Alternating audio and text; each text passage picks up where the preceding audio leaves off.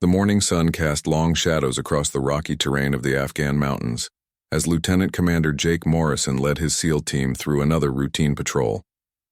The mission seemed straightforward: secure a small village that intelligence reports suggested might be harboring enemy fighters. What they found instead would change everything they thought they knew about courage and sacrifice. Morrison's team consisted of 5 highly trained operatives, each man a specialist in his own right. There was Rodriguez, the team's explosives expert whose steady hands had disarmed more bombs than anyone cared to count. Thompson served as their sniper, capable of hitting targets at distances that seemed impossible. Williams handled communications, keeping them connected to base while managing their electronic warfare capabilities. Chen was their tech specialist, and finally, there was Kowalski, their medic whose quick thinking had saved more lives than he could remember. The village appeared deserted when they approached. Houses stood empty, doors hanging open in the wind. Livestock wandered freely through the streets, suggesting the residents had left in a hurry. Something felt wrong. Morrison raised his fist, signaling the team to halt. They spread out in practiced formation, each man taking cover behind whatever protection the ancient stone buildings offered. "Ghost Actual, this is Bravo 6, Williams whispered into his radio. "Village appears abandoned. No signs of recent activity except for loose animals." The response crackled back through their earpieces. "Copy Bravo 6, proceed with caution. Intelligence suggests this location was active as recently as 48 hours ago." Morrison studied the terrain through his scope. The village sat in a natural bowl surrounded by hills that offered excellent cover for potential ambushes. Every instinct he had developed over 15 years of special operations told him they were walking into trouble. But orders were orders, and civilians might need their help. As they moved deeper into the village, checking each building systematically, Kowalski noticed something odd. "Commander," he called softly, "over here." Morrison approached the medic's position behind a low stone wall. Kowalski was kneeling beside what appeared to be makeshift medical supplies, bandages, antiseptic, and crude surgical instruments laid out on a clean cloth. "Someone's been treating wounded here," Kowalski observed. "These supplies are still damp. Whoever was using them left recently." Before Morrison could respond, the sharp crack of a rifle shot echoed off the surrounding hills. Thompson's voice came through their earpieces immediately. "Sniper fire from the eastern ridge. I count at least 3 positions." The team immediately took cover as more shots rang out. The enemy had indeed been waiting for them, using the village as bait. Morrison's mind raced through their options.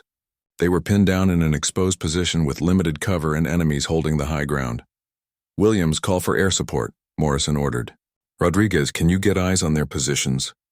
"Working on it, Commander," Rodriguez replied, pulling out his spotting scope. "They're well concealed, but I can see muzzle flashes from at least 4 different locations."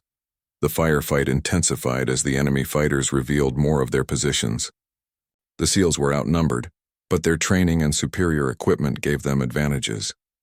Thompson began systematically eliminating targets from his concealed position, while the rest of the team provided covering fire.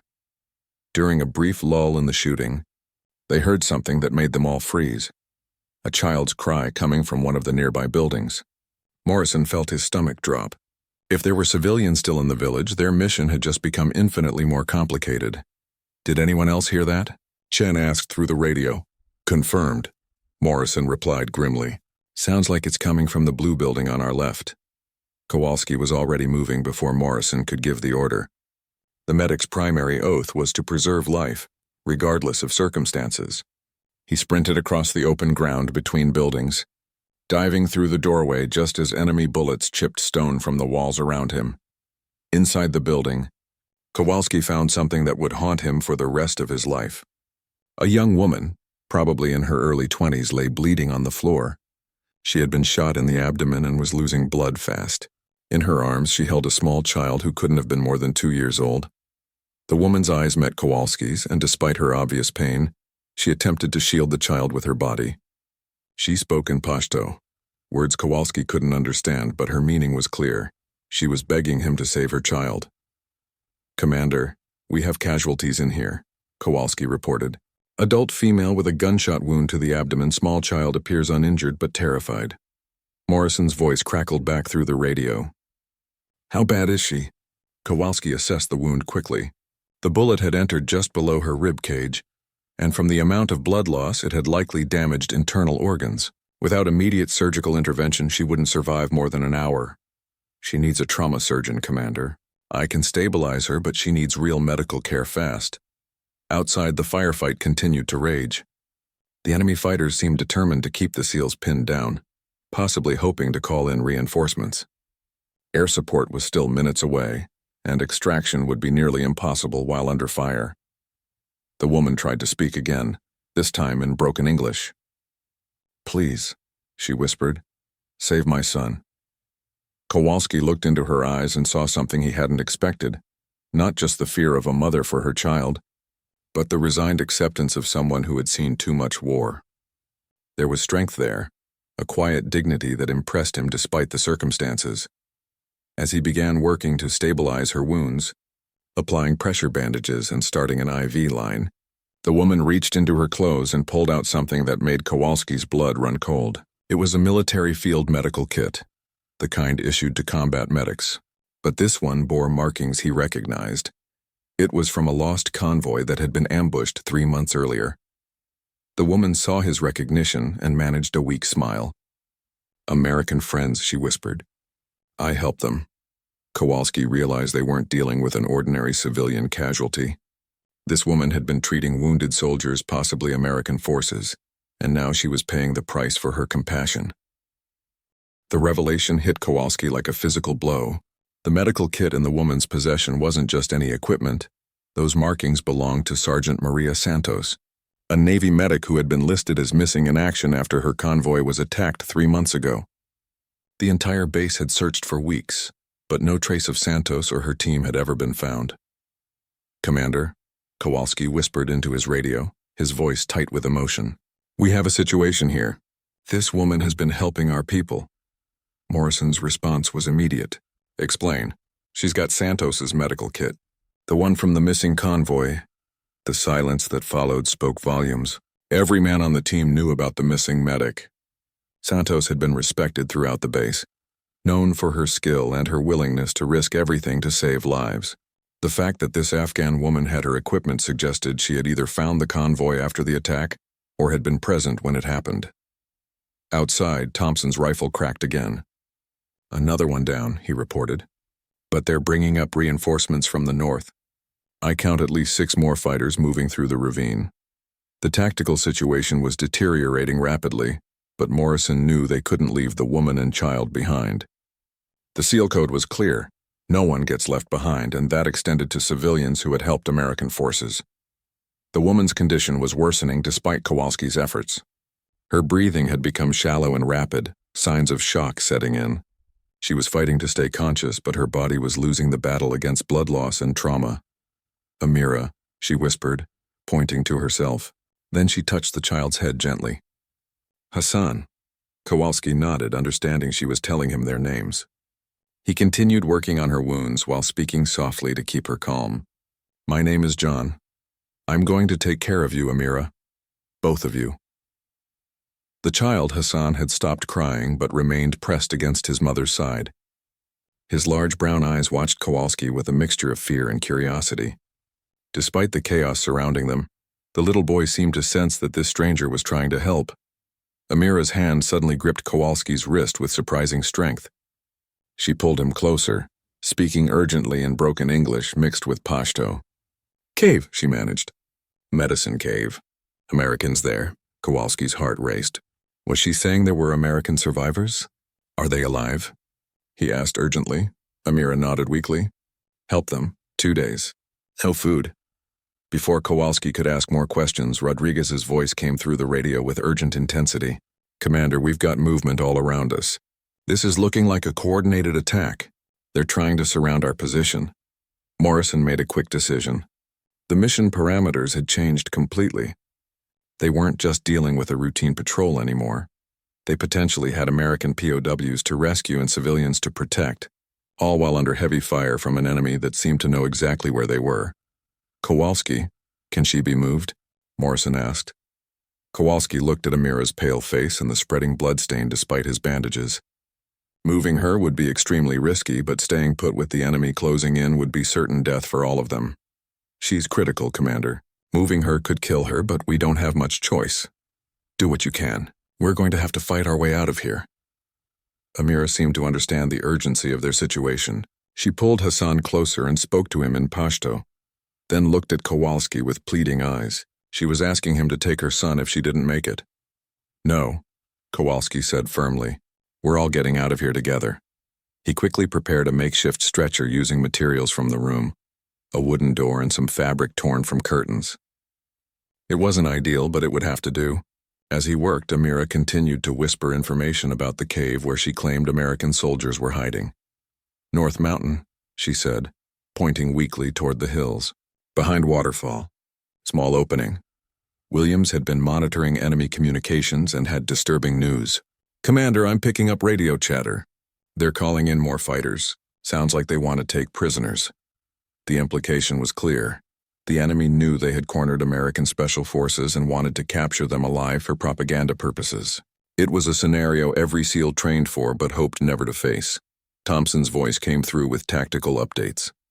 I'm running low on ammunition and they're getting closer. Southeast position has advanced to within 100 meters. Morrison assessed their options rapidly. They could try to fight their way out, but carrying wounded civilians would slow them down significantly. They could call for immediate extraction, but helicopters would be vulnerable to the enemy positions on the surrounding hills. Or they could try to reach the cave Amira had mentioned, which might provide better defensive positions and potentially lead to rescuing other Americans. Rodriguez, what's your assessment of the cave location? Morrison asked. Rodriguez studied the terrain through his scope. It's about half a click north of here. The approach would be exposed for the first 200 meters, but if we can reach the tree line, we might have cover most of the way.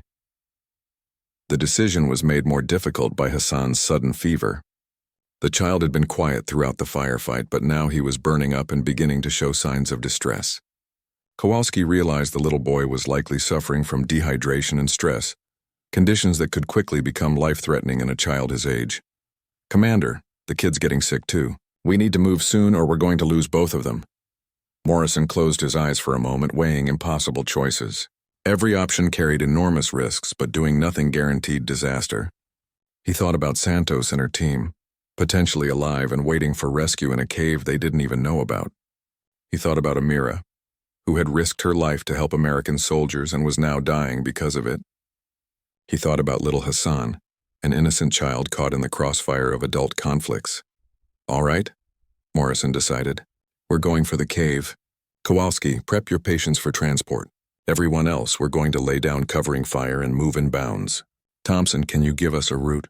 I can see a path through the rocks that might give us some concealment, but it's going to be close. As they prepared to move, Amira grabbed Kowalski's hand one more time. Despite her pain and weakness, her grip was firm and her eyes were clear. Promise, she whispered. Find Americans. Save Hassan. Looking into her eyes, Kowalski saw the same determination he had witnessed in countless combat medics who had given everything to save others. This woman, this civilian who had no obligation to help anyone, had chosen to risk her life for strangers from a foreign country. Now she was asking him to continue that mission even if she didn't survive. I promise, he said, and meant it with every fiber of his being. The movement began with Thompson laying down precision fire to keep the enemy heads down, while Rodriguez and Chen prepared smoke grenades to provide concealment. Morrison coordinated the withdrawal with military precision, but his heart was heavy with the knowledge that they were attempting something that violated every tactical principle he had learned in 20 years of combat operations. Kowalski secured Hassan to his chest using a makeshift carrier fashioned from fabric, while Amira lay on the improvised stretcher. She had lost consciousness twice during the preparation, and her pulse was becoming weaker by the minute. Every medic instinct told him she needed immediate surgery, but the nearest field hospital was hours away even under normal circumstances. Smoke out, Rodriguez called as gray clouds began billowing around their position. The first bound went smoothly. Morrison and Williams moved 50 meters toward the tree line while the others provided covering fire. The enemy responded immediately, but their shots were poorly aimed through the smokescreen. The second bound brought Kowalski and his patients into the relative safety of some large rocks. Hassan whimpered against Kowalski's chest, and the medic could feel the child's elevated temperature through his clothing. The little boy was deteriorating rapidly from stress and dehydration. Kowalski gave him small sips of water from his canteen, but he knew the child needed medical attention almost as urgently as his mother. Moving, Chen reported as he and Rodriguez began their bound toward the tree line. That's when everything went wrong. A hidden enemy position opened fire from a location Thompson hadn't spotted. The machine gun fire swept across their intended route, forcing Chen and Rodriguez to take cover in an exposed position with minimal protection. Worse, the muzzle flashes revealed at least 3 more enemy fighters positioned exactly where the SEALs needed to go. "We're pinned," Rodriguez reported grimly. "They've got the approach covered from multiple angles." Morrison's mind raced through alternatives. They could try to circle around, but that would add at least an hour to their movement and expose them to other threats. They could try to suppress the new positions, but they were running low on ammunition, and the enemy seemed to have an endless supply of fighters. Thompson's voice came through with devastating news. "Commander, I'm seeing vehicle movement on the access road. Looks like reinforcements arriving." Through his scope, Morrison could see dust clouds approaching the village. If the enemy brought in heavy weapons or more fighters, their situation would become hopeless. They had minutes, not hours, to reach safety. Amira stirred on the stretcher, her eyes focusing on Kowalski with tremendous effort. She had heard the radio chatter and understood enough English to know they were in trouble. Despite her critical condition, she was trying to help. "Back way," she whispered. "Goat path. Behind Big Rock." Kowalski looked where she was pointing and saw what she meant. There was a narrow trail that wound between the rocks, barely visible unless you knew where to look. It would be treacherous with a stretcher, but it might bypass the enemy positions entirely. "Commander, Amira says there's another route, a goat path behind the large boulder to our east." Morrison studied the terrain. The path was barely wide enough for one person, and it led up a steep slope that would be exhausting under normal circumstances. With wounded civilians, it seemed nearly impossible, but it was their only option. "Chen, Rodriguez, can you make it to that boulder during the next smokescreen?" "Roger that, Commander. We'll find the path." The second attempt went better. Using their remaining smoke grenades and careful timing, the team managed to reach the hidden trail without taking casualties. But now came the real challenge: navigating a treacherous mountain path while carrying wounded civilians and being pursued by enemy fighters. The goat path was even worse than it looked. Loose rocks threatened to give way under their feet, and the trail was so narrow that one misstep would send them tumbling down a 60-foot cliff. Kowalski found himself moving in a careful crouch, using one hand to steady Amira's stretcher while Hassan clung to his chest. "How far to the cave?" Morrison asked during a brief rest. Amira was barely conscious, but she managed to point up the mountain. "Close," she whispered. "Very close." Thompson, bringing up the rear, reported that the enemy fighters had discovered their route and were beginning to follow. "They're about 10 minutes behind us, but they're moving faster than we are." The race against time intensified as Hassan's condition worsened. The child had stopped responding to Kowalski's voice and felt dangerously hot. Dehydration in children could progress rapidly from serious to fatal, and they had no way to provide the IV fluids he needed while climbing a mountain trail. Rodriguez suddenly stopped ahead of them. "I hear water," he said. The sound of falling water grew stronger as they climbed higher. Around the next bend, they found it, a small waterfall tumbling down the rocks exactly as Amira had described. Behind the falling water, almost invisible unless you knew where to look, was a narrow opening in the rock face. "That has to be it," Morrison said. Chen went first, squeezing through the opening with his weapon ready. His voice came back a moment later, filled with amazement. "Commander, you need to see this." One by one, they helped each other through the narrow opening. The cave beyond was larger than expected, and it had clearly been used as a medical facility. Equipment was arranged with military precision, and the walls were lined with supplies that could only have come from American military sources. But what stopped them all in their tracks were the 2 figures lying on makeshift beds at the back of the cave. Sergeant Maria Santos looked up at them with eyes that showed she had given up hope of rescue days ago.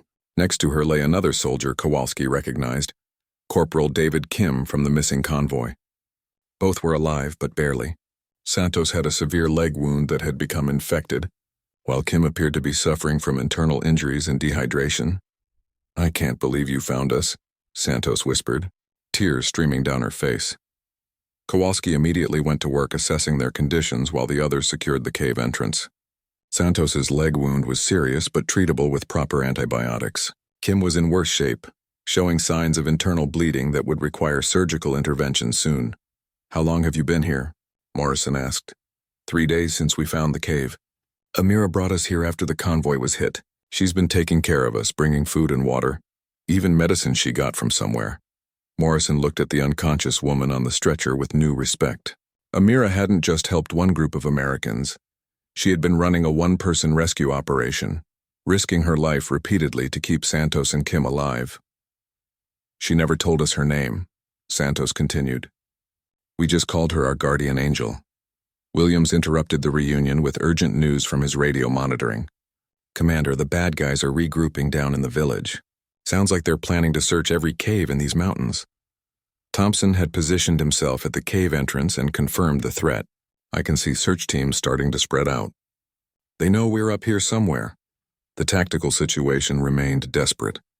They now had 5 wounded individuals who needed medical care, limited ammunition, and an enemy force that was determined to find them. The cave provided temporary shelter, but it could easily become a trap if they were discovered. Kowalski worked frantically to stabilize his patients. Amira's condition had worsened during the climb, and she was showing signs of severe shock. Hassan was barely responsive, his small body fighting dehydration and stress. Santos and Kim needed immediate evacuation to proper medical facilities. "Commander," Santos said weakly, "there's something else you need to know. We weren't just in a convoy when we were hit. We were on a medical mission to evacuate wounded Afghan civilians. Amira was our translator." The final piece of the puzzle fell into place. Amira wasn't just a good Samaritan who had helped American soldiers. She had been working with them as part of a humanitarian mission when they were attacked. She had risked everything to save lives, and now she was dying because of that choice. The weight of Amira's sacrifice hit Morrison like a physical blow. She hadn't just been in the wrong place at the wrong time. She had deliberately put herself in danger to serve as a translator for American medical missions, helping to save Afghan civilians. When the convoy was attacked, she could have fled to safety, but instead she had stayed to rescue wounded American soldiers. Now she was dying because she had chosen to help rather than hide. "How many missions had she worked on?" Morrison asked Santos. "At least a dozen over the past 6 months," Santos replied weakly. "She was one of the best translators we ever had. Never missed a day, never complained about the danger. The villagers trusted her completely." Kowalski continued his desperate work to keep Amira alive. Her blood pressure was dropping dangerously low and her breathing had become irregular. Without immediate surgical intervention and blood transfusions, she had perhaps an hour left. Hassan's condition was also critical. The child was showing signs of severe dehydration, and his temperature continued to climb. "Commander," Williams reported from his position monitoring communications, "I'm hearing helicopter rotors in the distance." "Could be ours." Morrison immediately contacted their base. "Ghost Actual, this is Bravo 6. We have multiple wounded requiring immediate medical evacuation. Can confirm we have recovered missing personnel Santos and Kim." The response came back quickly. "Bravo 6, medical evacuation is inbound, but we cannot reach your current position. You need to reach Landing Zone Alpha within 30 minutes. Landing Zone Alpha was back down the mountain, in the open ground near the village they had just fought their way out of. It meant carrying 5 wounded people down a treacherous path while being pursued by enemy fighters who were actively searching for them. "That's impossible," Rodriguez said bluntly. "We barely made it up here with 2 casualties. 5 wounded people down that trail under fire? Someone's going to die." Morrison knew Rodriguez was right, but they had no choice. Staying in the cave meant watching their patients die slowly. Attempting the evacuation meant risking everyone's life in a desperate gamble. Thompson reported movement outside the cave. "I count at least 12 fighters spreading out to search the cliff face. They're moving systematically.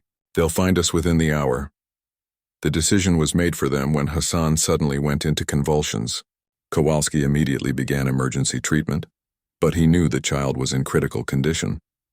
Without immediate medical intervention, Hassan would die within minutes. "We have to move now," Kowalski announced. "The boy is crashing." Santos, despite her own injuries, insisted she could walk with support. Kim was unconscious but stable enough to transport. The challenge would be moving Amira, whose condition continued to deteriorate with each passing minute. "I'll take point," Thompson announced. "I can clear the path and provide overwatch for the descent." Morrison organized the evacuation with characteristic efficiency. Chen and Rodriguez would carry Kim on a stretcher improvised from equipment in the cave. Williams would help Santos walk while maintaining communications. Morrison himself would help Kowalski with Amira and Hassan. The descent began just as enemy fighters reached the area near their cave. Thompson's rifle spoke twice, dropping 2 searchers who had gotten too close to the waterfall. The reports echoed off the mountainside, alerting the entire enemy force to their location. "They know where we are now," Thompson reported grimly, moving fast to catch up. The goat path was even more treacherous going down. Loose rocks gave way under their feet, and the steep angle made it nearly impossible to control their descent while carrying stretchers. Kowalski found himself sliding more than walking, using his body to protect Hassan while trying to keep Amira's stretcher stable. Halfway down the mountain, disaster struck. A section of the path crumbled under Rodriguez's weight as he carried Kim's stretcher. Rodriguez managed to throw himself backward to safety, but Kim's stretcher slid toward the cliff edge. Chen lunged forward and grabbed the stretcher just as it went over, finding himself hanging from the cliff face while holding Kim's full weight. "I can't hold him," Chen gasped, his fingers slipping on the rocky edge. Morrison immediately moved to help, anchoring himself against a boulder and reaching down to grab Chen's equipment harness. Williams left Santos sitting against a rock and joined the rescue effort. Together, they managed to pull both men back to safety, but the delay had cost them precious time. Enemy fighters were now visible on the trail above them, moving much faster than the heavily burdened SEALs. Thompson engaged them with his rifle, but his ammunition was running dangerously low. 5 minutes to landing zone, Williams reported. "But we've got hostiles closing fast." Hassan had stopped convulsing but remained unconscious in Kowalski's arms. His breathing was shallow and rapid, signs that his small body was shutting down. Amira had also lost consciousness again, her pulse barely detectable even with Kowalski's trained fingers. "We're losing them both," Kowalski announced grimly. The final section of the descent opened onto the flat ground near the village. In the distance, they could hear the distinctive sound of approaching helicopters, 2 Black Hawks with medical teams aboard. But between them and the landing zone, enemy fighters were taking positions to cut off their escape route. "Gunships inbound," Williams reported with relief. "Apache attack helicopters are engaging hostile positions." The sound of chain guns and rockets filled the air as the Apache helicopters systematically destroyed enemy positions around the landing zone. The SEALs used the cover provided by the air support to make their final push toward safety. Santos, despite her injuries, proved she was still a Navy medic when it counted. She took over Hassan's care from Kowalski, using techniques she had learned for treating pediatric patients under combat conditions. Her steady hand started an IV line on the child even while bullets flew around them. "Got it," she announced as the IV began flowing. "He should start responding soon." The first Black Hawk touched down just as they reached the landing zone. Navy flight medics immediately took over care of the most critical patients. Hassan was loaded first, followed by Amira, whose condition had become so critical that the flight medic began emergency procedures before the helicopter even lifted off. Kowalski found himself reluctant to let go of his patients. He had made a promise to Amira to save her son, and he wasn't sure he had succeeded. The child was still unconscious, and Amira herself might not survive the flight to the medical facility. "You did everything possible," Santos told him as they loaded into the second helicopter. More than anyone could have expected. As the Black Hawk lifted off, Kowalski looked down at the village where they had found Amira and Hassan. The buildings were already being searched by additional American forces, who had arrived to secure the area. Intelligence teams would comb through every structure looking for evidence about the enemy forces, and any other civilians who might need help. But Kowalski's thoughts were focused on the woman who had risked everything to help others. Amira had given up her safety, her home, and possibly her life to serve as a bridge between 2 cultures that too often saw only their differences. She had proved that courage and compassion could transcend nationality, religion, and language barriers. The medical team worked frantically over both Amira and Hassan during the flight to the base hospital. Their vital signs remained critical, but there were encouraging signs that proper medical intervention might save them both. Hassan's fever broke during the flight, and his eyes fluttered open briefly. Amira's blood pressure stabilized with the help of IV fluids and emergency medications. As the helicopter approached the base, Kowalski realized that this mission had changed him in ways he was only beginning to understand. He had always believed in the importance of his work as a medic, but Amira had shown him what it truly meant to sacrifice everything for others. She had risked her life not for her country or her religion, but simply because it was the right thing to do. The base hospital was a flurry of controlled chaos as the wounded were rushed into emergency treatment. Kowalski wanted to stay with Amira and Hassan, but protocol required him to be debriefed while the medical team took over their care. He watched helplessly as they were wheeled into separate operating rooms, Hassan's small form disappearing behind sterile doors. Dr. Sarah Martinez, the base's chief of surgery, took charge of Amira's case personally.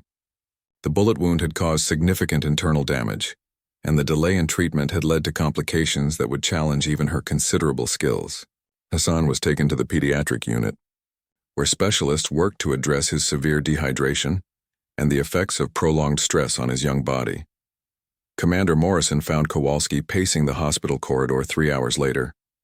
The medic had refused offers of food and rest, maintaining his vigil outside the operating rooms where his patients fought for their lives. "Any word?" Morrison asked. "Hassan's stable," Kowalski replied without taking his eyes off the surgical suite doors. "They got fluids into him in time and his fever's down." "But Amira?" He shook his head. "She's been in surgery for 2 hours. Dr. Martinez won't tell me anything except that it's touch and go." Morrison sat down beside his medic, recognizing the signs of a man who had become personally invested in his patients beyond professional duty. It was both Kowalski's greatest strength and his most dangerous weakness as a combat medic. "John," Morrison said quietly, using his first name to get through to him, "you saved their lives. Whatever happens now, you gave them both a chance they wouldn't have had otherwise." "Did I?" Kowalski asked bitterly. "If we hadn't shown up in that village, maybe the enemy wouldn't have found them. Maybe she'd be safe somewhere with her son instead of fighting for her life in there." Before Morrison could respond, Santos appeared in the corridor. She was walking with crutches, having refused to stay in bed despite her own injuries. Her leg wound was serious but not life-threatening, and her first concern was for the woman who had saved her life. "Any news about our guardian angel?" Santos asked. Morrison filled her in on Hassan's condition and the ongoing surgery. Santos listened with the focused attention of someone who understood exactly what Amira and her son were going through. "She never left us," Santos said quietly.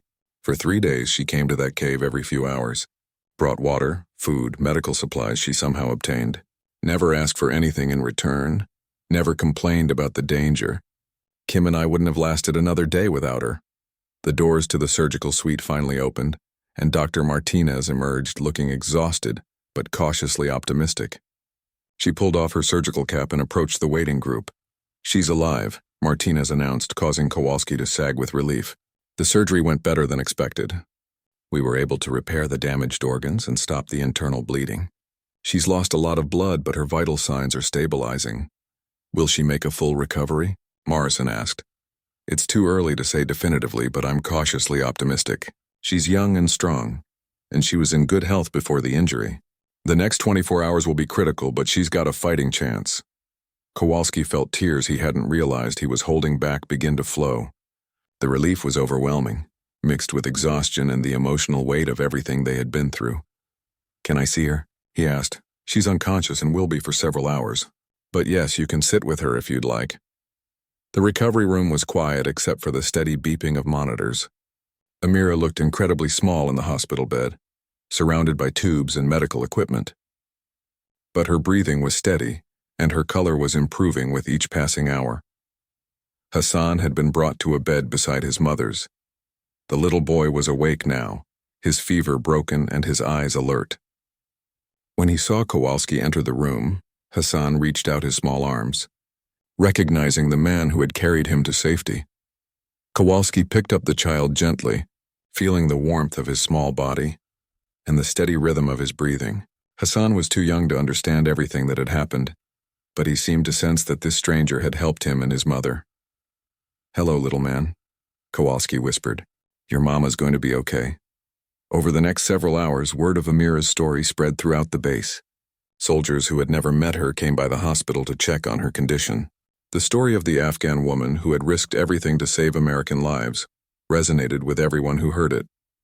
Colonel James Harrison, the base commander, arrived that evening to personally thank Amira, though she was still unconscious. He spoke quietly with Morrison and the medical team, asking detailed questions about her actions and the circumstances of the rescue. "This woman represents the best of what we're trying to achieve here," Harrison said. "She chose to help others despite the personal cost. That kind of courage deserves recognition." Dr. Martinez had encouraging news when she checked on Amira later that evening. "Her body is responding well to treatment. I'm increasingly confident she'll make a full recovery. It may take weeks, but she should regain full function." Kowalski had barely left the recovery room except for mandatory debriefings and brief breaks to eat. He found himself thinking about his own motivations for becoming a medic, comparing them to Amira's simple desire to help others. She had no military training, no oath of service, no backup or support structure. She had simply seen people who needed help and decided to provide it, regardless of the consequences. Hassan had become attached to Kowalski during the long hours in the hospital. The child would cry when other people tried to hold him, but he remained calm and content in the medic's arms. It was as if he understood that this man had saved both him and his mother. Santos spent much of her recovery time in Amira's room as well. Despite her own injuries, she helped care for Hassan and shared stories about the woman who had saved her life. She told Kowalski about Amira's gentle manner with patients, her quick learning of basic medical procedures, and her unwavering commitment to helping others. "She never hesitated," Santos recalled. "When we were attacked, she could have run. Instead, she helped us to safety and then stayed to take care of us. Most people would have fled at the first sign of danger." On the second day, Amira began showing signs of consciousness. Her eyes fluttered open briefly, and she seemed to recognize voices, though she remained too weak to speak. The first thing she did when she saw Hassan was reach out to touch his face, reassuring herself that her son was safe. Kowalski was sitting beside her bed when she finally spoke. Her voice was barely a whisper, but her words were clear. "Hassan?" she asked in English. "He's safe," Kowalski assured her, lifting the child so she could see him. "He's going to be fine. You both are." Tears streamed down Amira's face as she looked at her son. She tried to speak again, but Kowalski gently placed his hand on her arm. "Rest," he said. "We have plenty of time to talk when you're stronger." But Amira had something important to say. She gripped his hand with surprising strength and looked directly into his eyes. "Thank you," she whispered. "You keep promise." Kowalski realized she was referring to his commitment to save Hassan and find the missing Americans. Despite her critical condition and the chaos of their escape, she had remembered his words in that moment when she thought she might die. "You saved us all," Kowalski replied. "Santos and Kim are alive because of you. We found them because of you. You're a hero, Amira." She shook her head weakly. "Not hero.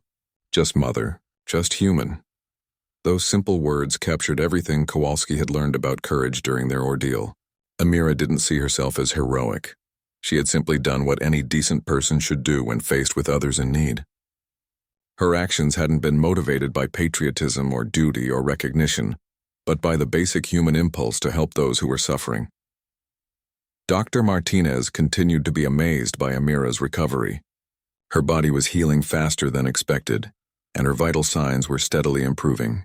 The combination of excellent medical care and her own determination to survive for her son's sake was proving to be a powerful force.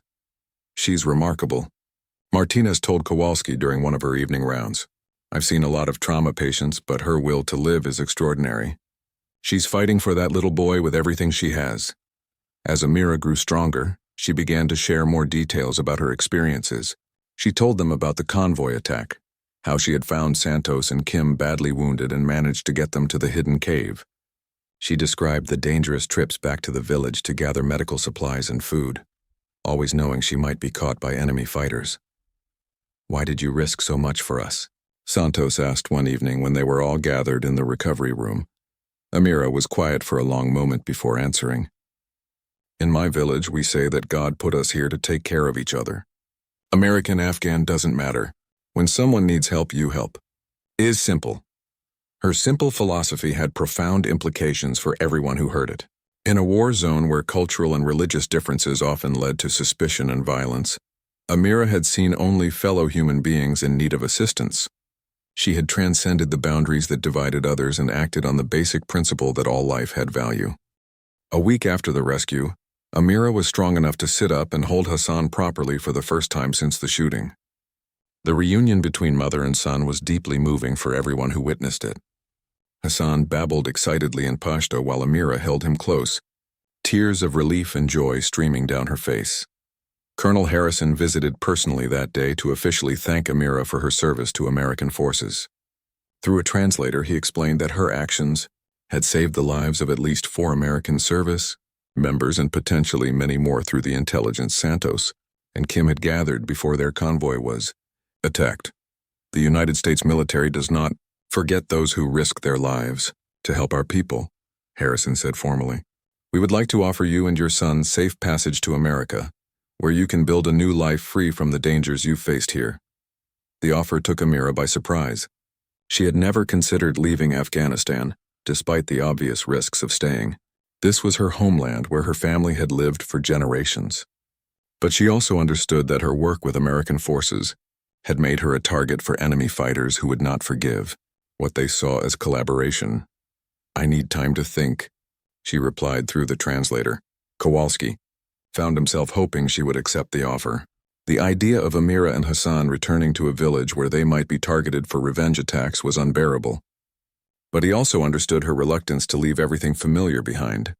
Dr. Martinez had additional news about Amira's recovery. Physically, she's healing remarkably well. The wound is closing properly and there are no signs of infection. But I'm concerned about psychological trauma. She's been through experiences that would challenge anyone's mental health. The medical team had arranged for counseling sessions with specialists who understood the unique challenges faced by civilian translators and aid workers in combat zones. Many had seen friends and colleagues killed for helping American forces, and the psychological toll was often as severe as any physical injury. Santos spent hours with Amira, sharing her own experiences with combat stress and the techniques she had learned for coping with traumatic memories. As fellow medics, they had developed a special bond based on their shared commitment to saving lives regardless of the personal cost. The nightmares will get better, Santos assured her, and the guilt about surviving when others didn't, that's normal too. What you did took incredible courage. Hassan was thriving under the care of the base medical staff. The little boy had quickly won over everyone who met him with his bright smile and playful personality. Despite everything he had been through, he showed remarkable resilience and curiosity about his new surroundings. Kowalski had become a father figure to Hassan during their time at the base. The child would reach for him whenever he entered the room and had learned to say John in his version of English. Watching them together, other personnel began to understand how deeply the rescue mission had affected their medic. You know you can't adopt every patient you save, Morrison told Kowalski one evening as they watched Hassan play with toys donated by base personnel. I know, Kowalski replied, but this one's different. They both are. Morrison understood. Every soldier had cases that affected them more deeply than others, patients who became personal rather than professional responsibilities. For Kowalski, Amira and Hassan represented something larger than a successful medical intervention. They embodied the possibility that individual acts of courage could transcend the hatred and violence that dominated their current environment. The intelligence teams had completed their investigation of the village and the cave where Santos and Kim had been hidden. They discovered that Amira had been part of a larger network of civilians who provided assistance to American forces, often at great personal risk. Several other translators and guides had been killed in recent months, making her survival and the successful rescue even more significant. Kim had recovered enough to visit Amira personally. His internal injuries were healing well, and doctors expected him to make a full recovery. He brought with him a letter signed by every member of his original convoy team's families, thanking Amira for her sacrifice and expressing their gratitude for her care of their loved ones. I don't remember much from the first day after the attack, Kim told her, But I remember your voice telling me I was going to be okay. That voice kept me fighting when I wanted to give up. These conversations were helping Amira process her own experiences and understand the impact her actions had on others. She was beginning to see that her choice to help hadn't just saved individual lives, it had preserved families and maintained hope in the face of overwhelming darkness. The decision about relocating to America became more complicated when other family members learned about the offer. Amira's elderly parents lived in a village 50 miles away, and she had 2 brothers who worked as farmers. Leaving would mean abandoning the only support system Hassan had ever known, but staying also meant constant danger. Intelligence reports indicated that enemy fighters were actively searching for the woman who had helped American forces. They had already interrogated several villagers and threatened severe punishment for anyone who aided her in the future. Kowalski found himself in an unusual position. Military regulations strictly limited his involvement in political decisions affecting civilians, but his personal connection to Amira and Hassan made it impossible to remain objective. He spent sleepless nights considering the implications of both choices. Dr. Martinez provided a medical perspective that helped clarify the situation. Amira's physical recovery is excellent, but she's suffering from anxiety and depression related to her uncertain future. The stress of not knowing whether she and Hassan will be safe is actually slowing her healing process.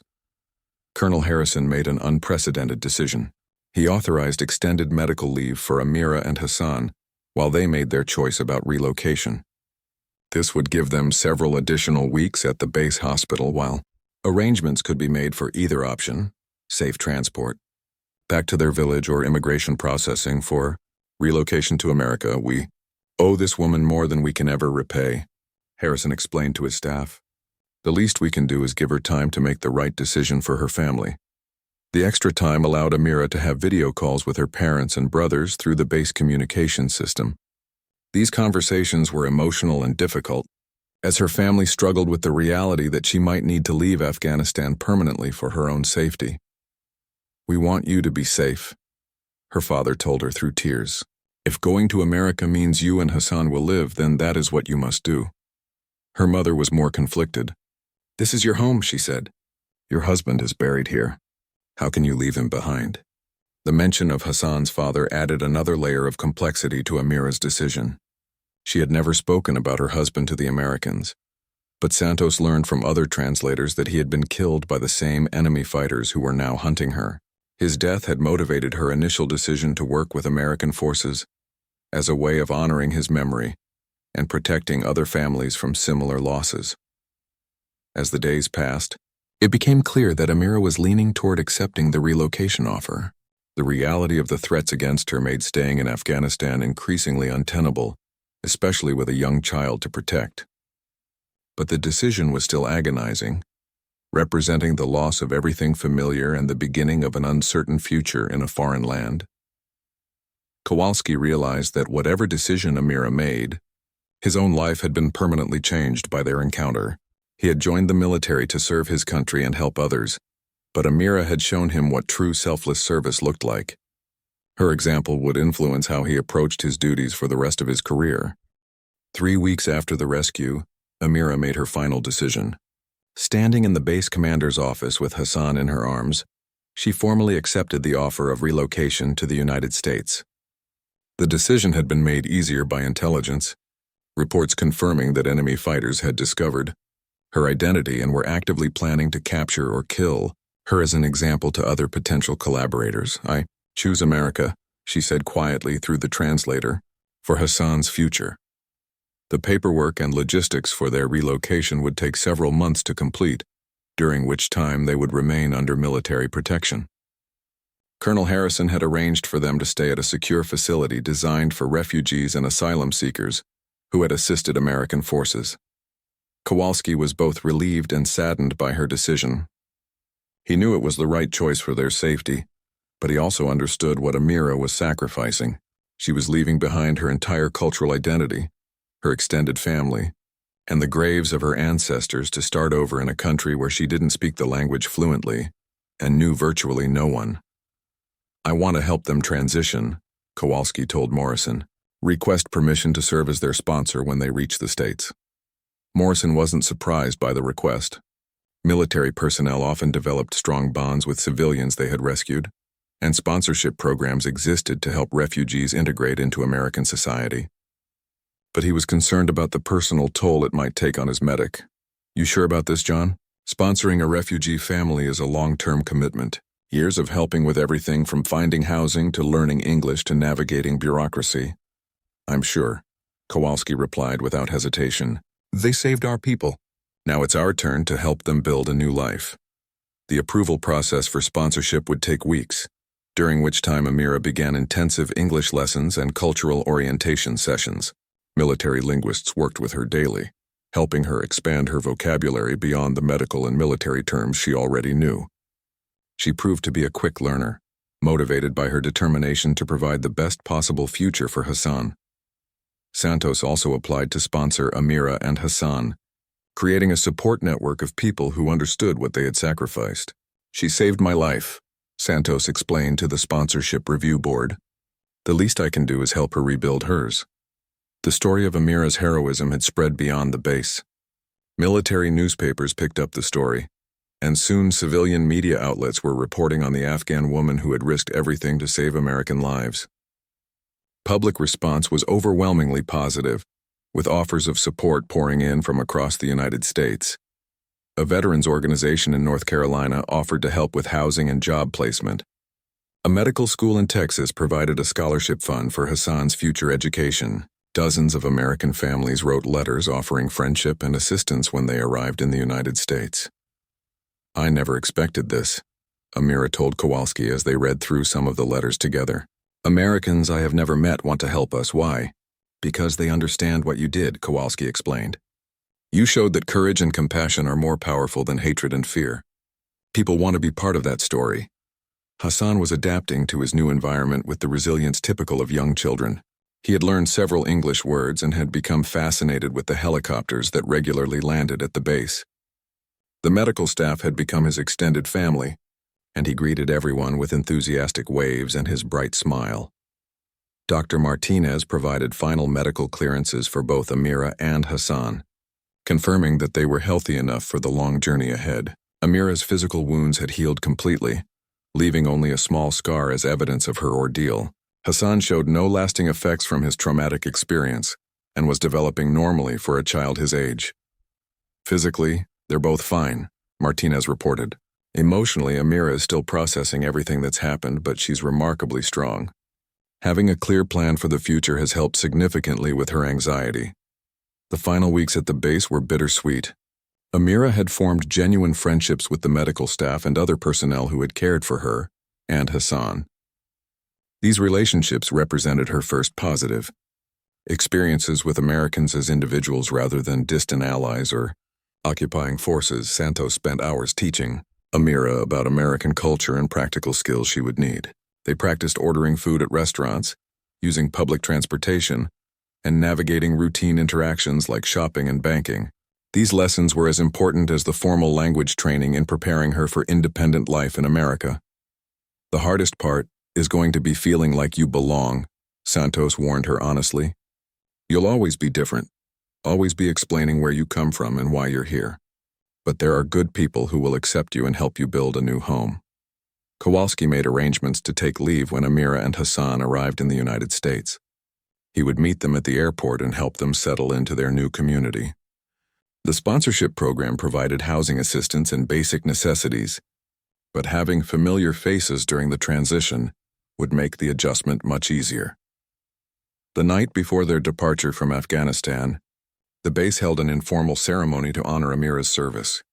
Personnel who had never met her came to express their gratitude and wish her well. She was presented with a letter of commendation, signed by the base commander and a small American flag that had flown over the base during her recovery.